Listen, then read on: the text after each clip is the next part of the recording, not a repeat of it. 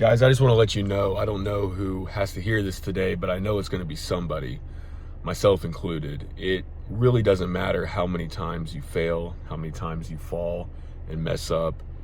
It matters how many times you get back up and you keep trying. It doesn't matter what gets you down, how much, for how long. It's what you do about it. It's how you react. It's not about all the victories. It's not about all the good things and the good times. Those will come. Those are going to happen if you keep pushing forward. You see, I've been in a rut, so to speak, right? I've been in one of those times of life where I haven't been prioritizing like I should. And there's probably some people watching this who can relate to this, right? We know what we need to be doing, whether it's making these YouTube videos, whether it's working on our job assignments, whether it's our schoolwork, whether it's going to the gym and being healthy, buying the right kind of foods, spending time with family, talking to family and friends, right? Making sure that we're socializing. Sometimes it can seem like a really big task that we don't have enough time, we don't have enough resources, we don't have enough for, but I truly believe that if we focus on the important things, if we really focus on trying to do those things, that we will make the time for them. You see, we always make excuses. I'm really good at this, right? Throughout the week, a week might go by, 2 weeks might go by, and I'll go, oh, I've just been so busy, I haven't been able to make time. And if I'm honest, I look back through the week and I go, there was plenty of times where I just watched movies, TV shows, wasted time on social media, right? Wasted time just doing things that have no sort of productive value, have no sort of, fruitful value. They're just sort of a tool, sort of a thing that you keep your mind preoccupied with. And I think it's really important that we don't let that become the norm, right? We're human. That's going to happen no matter what, right? Even before phones, that was an issue, right? People became distracted with the wrong type of things. But I think it's good to keep sober-minded. I think this is something that a lot of us struggle with these days. When it says in the scripture to be sober-minded, a lot of people might go, what does that mean? And I don't know if you're very religious or if you even believe in the Bible, but it has a lot of great wisdom. And that's one of the things that it talks about a lot, is being sober-minded. And we think of, just not being drunk, right? Just don't be a drunkard. Just don't be constantly high on drugs and you're going to be sober-minded. But I really think that there's a deeper meaning behind it, and that is keeping our minds locked in on our surroundings, on the mission that we are given, on our purpose that's in front of us, right? And again, it's not so much about how much you accomplish, it's what you do when you fail. You see, a lot of people, including myself, we get so focused on the end result, right? We're constantly chasing the pot of gold at the end of the rainbow, so to speak, right? We're constantly trying to get the prize. All we can think about is the prize. But there's something to be said about the process, guys. There's something that is inexplainable when you find peace and purpose in the process. And I've been reading a lot of Proverbs recently, and it's something I've been trying to do a lot more of. I've been trying to read at least a chapter every day. I think it's a very good habit to get into. And one of the things that I see constantly talked about is how you should not chase wealth. You should not chase the earthly things, right? That should not be your foremost desire. The world around us, guys, think about it. The world around us is saying you have to chase the bag, you have to chase the fame, the fortune, the women. You have to chase these things. If you don't, you're going to be left behind. You're going to miss out. You're going to fail. You're going to be stranded. You're going to be hopeless, right? Nobody's going to accept you. Society's not going to want you. You can't feed yourself. All these fears and worries. But think about it. Think about all the people that attain those things in the end. Are they really happy? Are they really where they want to be in life? Most of the time, they end up crashing and burning, right? There are some people, thanks be to God, they're coming to the light in those positions, of fame and fortune and all those things, and they're seeing how, destructive certain lifestyles can be and choices that are made. And a lot of them are getting deplatformed, right? A lot of people have lost their star power, so to speak, right? Because the powers that be don't want to push those type of things, right? They don't want to push the goodness of God. They want to keep people stuck in a fear state, in a state of panic where they can be easily controlled and manipulated, right? Guys, there's an influence in this world. It's greater than you can ever imagine. It's greater really than I can ever imagine, but it's trying to work all things together for evil, right? It's doing its best. Now, God, thankfully, in his mercy and grace and wisdom, is only allowing what he allows for a reason, because he's working all things together for good. So nothing evil happens under the sun apart from God allowing it to happen, right? A lot of people think that God, does things, right? That he's the one who is, forcing these things to happen, guys, but he's allowing these things to happen, right? People have a choice. We all have a choice at the end of the day. We all have evil thoughts and evil intent in our hearts, and evil that we can choose to act on, that we can choose to practice, or we can accept the light. We can search for the truth and the righteousness. We can sell what we have to get wisdom and understanding, right? If we were to stop putting money and fame and fortune, all these things as our top priority, but instead focus on kindness, on treating people with respect, being fair to other people, trying to contribute something to society, trying to help people out, guys, if we're using our talents for something, right? There's the parable of the talents, I think, is a perfect example of this. If you haven't heard about it, long story short, there's several people who are given talents, right? Talents was an allegory for money, right? There was a certain type of monetary exchange, right? And so different people, there's 3 people given different amount of talents. One guy was given like 20, one guy was given 10, one guy was given 1, or it was 10, 5, and 1. But anyway, the people who were given more, they used it, right? They actually made something out of it. They actually created something useful. They made profit, right? But the one who had just one talent, right, who didn't really think he was that special, didn't really think much of it, he just hid it in the ground, and he waited until the person who gave him the money, the talents, came back and asked, okay, the prerequisite here, right, was that you make something out of this, that you turn this into profit while I'm gone. And so that master, the person who gave him the talent, comes back, and the person who had the 10, great job, 5, great job, person who gave 1, where's your, where is it, right? Where's the profit? Well, I was scared, so I put it in the ground and I hid it away, and I didn't do anything. And the master became angry and was like, why didn't you just put it into the bank? Why didn't you have, right? So it's something that's very common. Like, a lot of us, I would be willing to bet that everybody who's watching this video knows if you put your money in a bank, in a savings account, you'll gain a little bit of interest, right? You'll gain something, albeit it's, minute. It's very small. It's still something. Didn't even have the courage to do that, right? Just literally hit it in the ground. And I think that that's a call, guys. I've been thinking about that, and I really think that's a call. I think it's a call to wake up. It's a call to accept who you are. It's a call to love yourself for who you are. This is something that I've been really coming to terms with recently, is understanding that I cannot be there for people unless I invest time and effort into myself. You see, through a lot of things, for a lot of reasons, I was basically living, and I've been living a life where I feel like I've been stretched really thin, right, for a long amount of time. And it's over the last couple of years where I've come to realize, and more, thanks be to God as the days go on, that you have to be wise in all ways, right? You have to love your neighbor as yourself, right? No one ever hated his own flesh, but cherishes it, nourishes it, right? And a lot of people are stuck in this fearful, anxious mindset where they hate their own flesh. They hate who they are.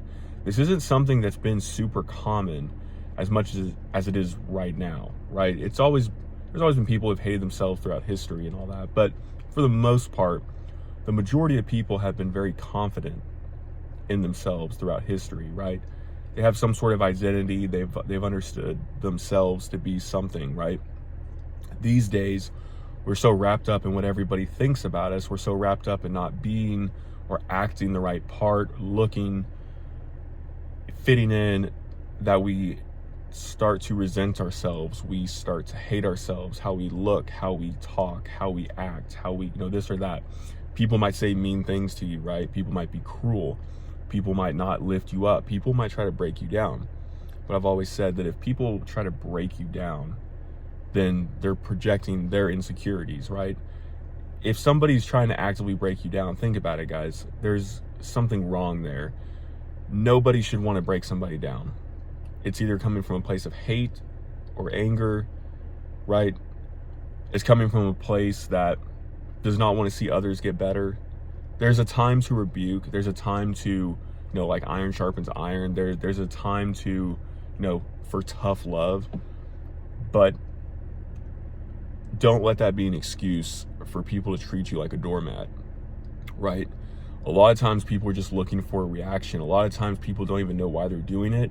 It's because of a, trauma response, if that's the way you want to put it. They want to feel in that moment powerful by putting someone else down. And so you have to be patient. You have to be forgiving, right? This is why Proverbs, again, I'm going to circle back to this, is so important. Because when you read these things, you understand that, when Proverbs talks about the fool, when he talks about the people who speak without thinking, when he talks about the people who tear people down, the people who are constantly chasing money and wealth and fame, pleasure and all these things, you start to see a common theme, guys. You start to see what's said in Proverbs. You can apply it today, and it applies just as much today as it ever has, right? Just as much to today, right? It's incredible to me how much we disregard some of the most incredible teaching. And it's been like a well of life, guys. Like, I can't explain it to you. My life in general has become exponentially better. It's only been, a couple of weeks since I've been trying to, read Proverbs more and actually make this a daily thing, right? It's actually made my life so much better, right? I have a lot more wisdom and understanding. Again, thanks be to God for these things. I'm able to see the world through a different lens. I'm able to be patient with others. I'm able to stand up for myself. I'm able to see what's a good choice and what's not a good choice. I'm able to be a lot more outgoing with people. You see, we're all trying to find the secret. We're all trying to find okay, what do you do? What do you, how do you do this? How do you be better with people? How do you make more friends? How do you, do what you want in life? You see, a lot of people are living by this code. They don't even realize it, but they're living by this mindset of, I have to live how the world wants me to live, how other people are telling me to live, right? I can't go outside the box. And I'm going to be real with you guys. Most people are living in fear today, and a lot of people don't even realize it. Most people think that they need to work a job. I'm not saying it's bad to work a job. I'm just saying, up until very recently in life, most people were in some ways self-starters. They were business owners of some kind, right? You were either the town blacksmith, you were a farmer, you were, you were a butcher, right? I'm trying to think of the name, like a trapper, where you basically, do the animal skins. You were a barber, right? All these things, you had different roles. People had different roles. Yes, they worked a job, but they worked for like a local community. And if they moved, right, to a different town, they basically just did that job in that new town, right? Nowadays, we're kind of slaves to the system, so to speak, right? We're always trying to find who's going to take us, right? If we can just get a job somewhere. Most people just want to get a job so they can get money. And a lot of people don't realize that, well, people are waking up, but a lot of people are still stuck in this mindset of, I'll do whatever it takes as long as I make money. And I understand that there's situations where people have to do things that they don't want to do for a short amount of time. Maybe a job that's, very demanding, or, you're not treated the best because you have to provide for a family. but be wise, right? Don't let yourself get treated like a doormat, because we are all, in a sense, unless we have our own, business and we have our own income and we're self-sufficient, we're all somewhat modern day slaves, guys. Nobody likes to talk about this, especially in the land of the free, right? We're all slaves to something, right? It's no coincidence that the prices of everything are going up, how you have to work, 2-3 jobs just to make it by, right? I remember 5-6 years ago, you just had to work a job, at least where I lived in Texas, you just had to work a full-time job, 40 hours a week, making maybe $15 an hour. You were able to pay for an apartment, food, rent, utilities, right? It'd be kind of tight, but you could still afford it. You wouldn't have a whole lot of money left over. Now, don't even think about it. Unless you want to live in a really rough part of town, or you have roommates, right? Most people need roommates these days. A lot of people have debt. A lot of people have monthly payments that they're making, because I've mentioned this as well. People in the past, I've been here too, right? When times are good, you're like, oh, things are just going to get better. And so you make stupid financial choices and you end up paying for things as the years go on, right? You make dumb financial choices and then all of a sudden you're a slave to those things, right? You become a guarantor for debt, right? You become the person that has to pay back the debt. Proverbs talks about, if you are in debt, get out of debt as fast as you can. Do not be a slave. Like, if you're going to be a slave to someone, at least be a slave so you work, but don't be a slave to someone just because you have to make payments. One of the biggest things that people do not talk about enough, especially in America, where you can get loans, credit cards, you can go into debt like it's no one's business, but it will wreck your life. It will give you stress. It will give, guys, the stress is incredible. Because think about it, if you cannot pay your debts, if for some reason something happens, right, and you can't pay your debts, what are you going to do? This isn't even talking about rents, right? This is talking about car payments, credit cards, stupid stuff you bought, that you have to keep paying monthly fees on, right? If you can't pay these things, after a couple months, it gets sent to collections. Collections comes, if it goes too long, guys, you will lose everything. Everything that your name is attached to will be sold, right? Your car, your house, major financial assets. Like, you'll have to sell things. You might have to apply for bankruptcy. That could affect your life for at least 7 years, if not more, right? So be wise now. If you fail now, it's okay, but don't stay in that failure spiral, right? Something I'm guilty of, right? Like with these videos, I haven't made one in a few weeks and I feel guilty for it. I was like, man, I should just skip another day. It is what it is. What's one more day? But it's not about how much you don't show up. It's about when you show up. It's about what you do in the face of failure, guys.